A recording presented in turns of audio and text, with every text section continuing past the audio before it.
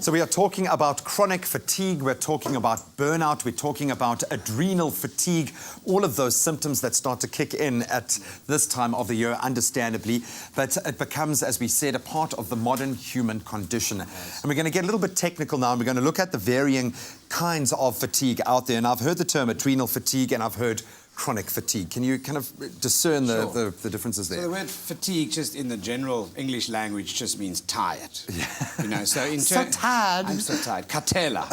You know, diniwe. So we look at things like fatigue that is brought about by biopsychosocial mechanisms. So biologically, there'll be medical conditions that can make you tired.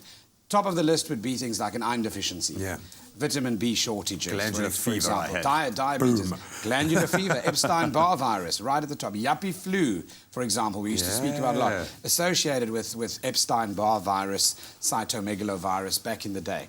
So those are a few medical, the biological. The psychological part of fatigue obviously is brought about by psychological stress and fatigue from things that happen in our lives. Environment, work. Relationships, work, etc. And then, of course, the social part of things as well. Relationships, friends, those things add a different level of and stress. Often deeper. On a deeper level, and a subconscious level. You might be carrying the load of one of your friends getting divorced, for example, that can also add to it.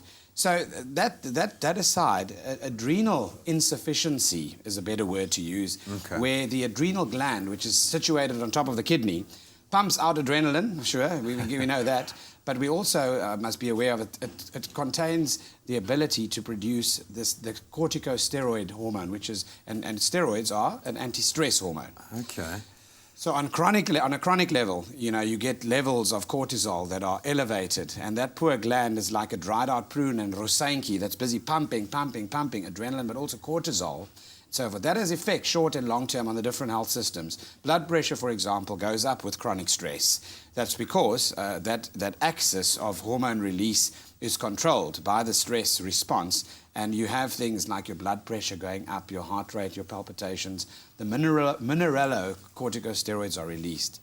The corticosteroids are the ones that make you swollen and make you retain water and make you look like you're stressed. You know, stressed people look a specific way when you look at them. They're agitated, they're quick, they're nippy, they respond quickly, they're often swollen from lack of sleep and from the increased levels of cortisol that are busy swimming around in the bloodstream. So those glands, adrenal insufficiency is when you've had chronic stress and that gland gets tired. It's just overstimulated. It's overstimulated and it burns out because of overuse, but it then has an inability to produce more cortisol.